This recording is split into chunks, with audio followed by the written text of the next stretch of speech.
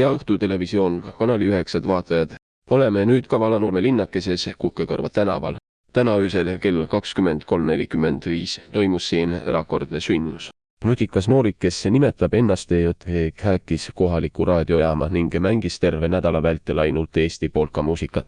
Linnarahvas, kes on harjunud kuulama popmuusikat, olid sunnitud tantsima polkataktis, nagu oleksid nad polkavangid.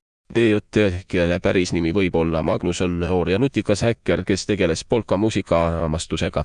Tema eesmärk ei olnud kuriteo toimepanemine, vaid Eesti polkamuusika populariseerimine.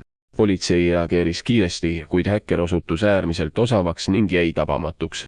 Vaatamata politsei pingutustele jätkab EJT oma vaba käiku. Lõpuks, nagu vanasõna ütleb, köögisse raiutud seadused võivad murda, kuid muusika mängib edasi.